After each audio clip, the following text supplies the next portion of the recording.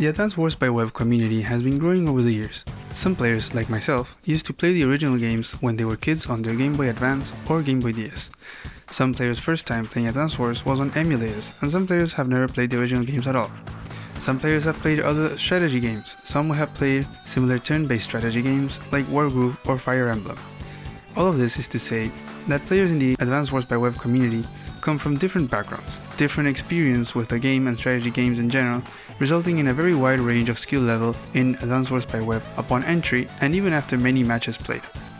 I have designed the 3-part series with the idea to cover different concepts within Advanced Wars by Web, to impart and share the knowledge I've learned from playing, from talking with other players, or from simply lurking the Discord channels, in the hopes of helping players across different skill levels to get better at the game. This first video will be about beginner concepts, followed by an intermediate video and an advanced video. It is difficult to determine an ELO range for each of these skill levels since reaching a certain number doesn't immediately place you in the next skill level. It is very subjective and a bit inaccurate since a player's ELO will fluctuate a lot. But for the sake of simplicity, I would place the categories around these ranges. Beginners are players around 700 and 1000 ELO, intermediate players will range between 1000 and 1200 ELO, and anything above 1200 I would consider as advanced. But I actually think these ranges kind of fade into each other, since plateauing around 1000 or 1200 is very common, and then it's like, am I a beginner or an intermediate player? I like how Dejus has described it once, saying that 1100 players will make some 1300 moves, but will also make some 800 moves. I also like to think of these as steps of knowledge and understanding of this game, like layers in a pyramid, where having a strong foundation allows you to build on the next layer and so on. You should have a solid understanding of the first step to then move on to the next step. For example, you can't really say you lost a match due to a disadvantaged CO matchup when you have base skipped every turn since day one. If you have never played Advanced Wars by Web or any of the original games or any other turn-based strategy games, then I suggest to first get a hold of the fundamentals and general mechanics of the game, of which Go7 has made some really great videos explaining this. I will link these in the description. For those that have played the original Advanced Wars games, but haven't played against other humans yet, it's very common to have developed some bad habits from playing against the AI in the campaign or war rooms, which won't work against human players. In this video, we will cover some concepts about macro, such as capture phase, building units, base skipping, where to fight, unit chains, strong side, weak side, and finish with some CO suggestions. Before jumping into the first one, I do need to note that, as you probably already know, the Global League has 3 modes: Standard, Fog, and High Funds. My personal recommendation for someone that is brand new or is testing the waters of competitive Advanced Wars is to start off by only playing Standard, then Fog, and once you feel comfortable on those two, try out High Funds. I say this because High Funds has a much faster pace than the other 2 modes. There's a lot more unit variety, and maps can get crazier. It is a very fun mode, so I do suggest to try it out whenever you feel like it. This said, the examples on this video will mostly refer to Standard and Fog, but most of the concepts will still apply to all modes. On your very first turn, you should build only infantry out of every base you own, and look around your area of the map and identify if there is another neutral base. If there is, it shouldn't be very far from your pre-owned bases, probably between 1 to 3 turns away for an infantry. If there is a neutral base, then head straight to that base with the first infantry from the closest base, and capture it. This means skipping other cities in the way to this base. You want to get the neutral base as fast as possible, so you can be producing more units quicker. Now, regarding all your other starting infantry, you want to be capturing the closest cities, so you can get them the fastest, giving you faster income, which will enable you to get vehicles out faster. This game doesn't have a lot of moving parts. Quite literally, the only things you can move, the only elements of decision making you have, are your units. There are no upgrades, and you can't build properties. There are only units, so building the right units is one of the most important steps in this game. Now, I know we all love to see rockets, or missiles, or stealth, or even battleships, but realistically, a lot of these fancy and hype units strive only in very niche situations, if ever at all, especially in Standard and Fog. And if you're not building and using them in those specific scenarios, they can become increasingly hard to manage and to exploit them, and will likely go down before getting any value from them, which will set you back in the match. So, from our last point, we have our first few infantry capturing cities, income will start increasing and your banked funds will pile up as well. It is time to build some vehicles. My advice is to keep your unit builds very simple. If you're playing a Global League standard match, making only infantry, tanks, anti-airs and copters will take you a long way. In the case of Fog, add in some recons as well. If the income is really high and you already have a lot of units in the field, like around 30 units, you can consider building a Neo tank. This means no rockets, no missiles, no mechs, and yes, no artillery. I know. Arties are great, but they're also really hard to exploit at first. You probably should still make them and experiment with them from time to time. Sometimes you're even forced to make one due to important pipe seam breaks in the map. But my advice at this level is to refrain from building arties in general, since you will most likely not even need them, and they probably require an entire video on how to use them effectively. The other fundamental concept about unit building is called base skipping, which you probably have already heard before. It basically means ending your turn without building a unit on a given base. We don't want to do this. We want to be building units on every base every turn, airports being optional, which means making one or more vehicles and then building infantry on all other remaining bases. The reasons why this is important are plenty, so many that if I were to elaborate on all of them, it would make this video very long. What I'll say as a quick summary is that we want to maximize our unit production count. Remember that you are limited in this game to produce as many units per turn as bases you own. There is no other way of making more units. Therefore, making sure your bases are pumping out units every single turn will result in you having the healthiest possible number of units in the field. With these two concepts, you will be churning out tanks, copters, anti-airs, plus recons and fog, and infantry every turn. Your army will become very balanced yet extremely effective. As you take engagements, reinforcements will arrive, tanks replacing tanks, anti-airs taking air units out, and copters helping out dealing with tanks, indirects and teched up land units. At the same time, because you haven't been base skipping, you will have a consistent stream of infantry to capture properties in the areas you've been fighting in and winning in, therefore capitalizing from your engagements by increasing your income and reducing your opponents. Now, we have an economy and we have vehicles moving forward to attack or defend. Let's look at what to do exactly with these units and where on the map to focus on. Overextension is another important concept of Advanced Wars by Web, and it has to do with where your units are on the map.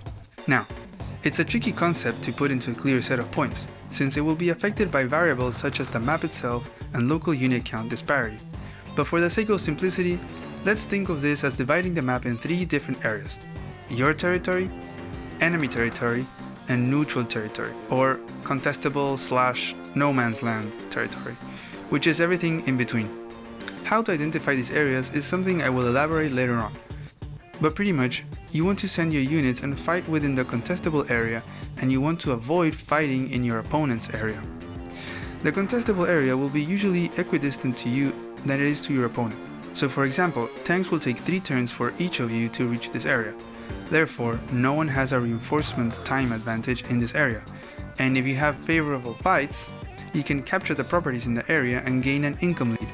But if somehow you find yourself fighting within your opponent's area, your reinforcements will take additional turns to arrive, while your opponents will take less turns to arrive, which will grind down your army over the course of a few turns. If you find yourself fighting within enemy territory, you are overextending, and you should probably just retreat back into the contestable area. There is no need to push deep into enemy territory, since there are a lot of cities to be captured in the contestable area in the first place, and if you own all of them, you have pretty much won the game. Once your units start arriving at the contestable areas of the map, you will notice that your opponent's units will do so as well around the same time. Therefore, attacking a unit or being attacked become new decision-making possibilities for you and your opponent. What you want to do is to make sure that all of your units that are in range of attack from an enemy unit are covered or supported by another one of your units that can deal damage to that enemy unit. This is usually called overlap. It is important to know that not all of your units need to have overlap, only the ones that can be attacked by enemy units. This is easier done in standard since you have perfect intel, and you can take your time to check each of the enemy units' movement range, see which units of yours they could attack, and then make sure you have a retaliating unit in case they decide to go for that option. Of course, as unit count starts building up, this can become increasingly difficult, so take your time. Once you have this, great! Your opponent will have to think twice before attacking, and depending on the skill level of your opponent, they may even go for some of these attacks, even though you will be getting a very favorable trade. If you want to take it a step further, you can apply the same concept but to your opponent, checking what units you can strike at, and then checking if that enemy unit is overlapped by another unit. If it's all by itself, or the unit you will attack with can't be attacked, for example, you use a tank to attack an infantry, and there's only enemy infantry in the area, then this is a free unit, or as some call it, free dude. Basically meaning that you can strike at that enemy unit for free, without any retaliation. In the case for fog, you won't know for certain what units will be able to strike at you due to the fog. So there is a bit of a guessing game. But what you can do in fog is to start off by focusing on having unit chains, which means, for example, to have a stream of tanks, each one of them one turn behind the other, as they are reinforcing from your bases, so that if the frontline tank gets struck by an enemy tank, you have a new one turn away, to retaliate on your turn, meaning that if your opponent doesn't have a tank chain, they will lose that fight. The concept of strong side and weak side is usually very map dependent, but it is also very flexible. For example, you may have noticed that most maps in Global League have 3 bases per player, and in most of them you will have one area with 2 bases and the other with 1 base. When this is the case, then your 2 base side is by default your strong side, and your 1 base your weak side, simply by the sheer amount of units that you will output, and at the same time, due to maps being mirrored, your 1 base will be facing the enemy's 2 base side. So in these cases, each player has a strong side and a weak side, with each strong side facing the opposing's weak side. Usually, you should feel comfortable starting and taking fights on your strong side, while you should hesitate to fight on your weak side. Having double the amount of units on your strong side is incredibly strong. If you want some clear and simple objectives or guidelines, you want to pressure on your strong side, their weak side, to gain as many properties as possible, prioritizing income. While on your weak side, you want to prioritize on unit count and not so much on properties. You should always analyze attacks before launching into them though. If, for example, your opponent is starting to capture a city of yours on your weak side with no support whatsoever, and you can destroy that infantry without retaliation, then go for it. But if there is support, you should think really hard before taking that fight. Basically, losing 1 unit on your weak side to delay a city flip for 1 turn is not worth it. Remember, you can only create 1 unit per turn on that front, while your opponent is creating 2, meaning you can get overwhelmed very quickly if you don't take care of your weak side units. How strong and how weak these sides are depend on a lot of factors. In some maps, there is such a disparity in strength that it may encourage base trading, but you probably don't have to worry too much about this just yet. In some maps, there are only 2 bases, called base-like, where there isn't a clear strong side or weak side. So it's up to you to determine where your strong side is by simply sending the majority of your forces there. In mixed base, it's a bit more complicated, but usually you will have an area with 2 bases and others with 1 base. Therefore, the 2 base is always the strongest. But similarly to base-like, you can sort of determine where your strong side is by joining your armies in an area. In summary, you want to make sure you're fighting in the contestable area of the map and trying to capture the cities there without overextending, and you want to exert pressure on your strong side and you want to defend on your weak side. At this level, CO matchup isn't a very big factor, and most likely the match will be won or lost due to other factors like overwhelming unit count, unit value, and income disparity. But what can play a big role is picking a CO that is 1 or more tiers below your opponents. This is called underpicking. I have been guilty of this in my early Advance Wars by Web days, most noticeably when I was Jake against Olaf in a tier 2 match, or when I was Adder against Drake in a tier 3 fog match in Stalingrad. My biggest advice here is to check what the tier of the match is. It will show in the match title name, and pick any CO within that tier. You can always reference the general tier list if you don't remember them by heart yet. Keep in mind, the tiers may slightly change per mode and also per map. You can check specific map tier list by creating a game on that map and loading the different Global League presets of tiers. You should be fine with picking any CO within that tier, since players here tend not to exploit their CO's strengths and your CO's weaknesses. And you will also most likely encounter opponents underpicking COs, and as mentioned before, the match will be decided primarily by other factors. What you want to avoid is to be completely outclassed in power due to having a much lower tier CO. Now, if you don't know which CO you want to pick, or might rather go for the safest and simpler COs, then I would suggest the following.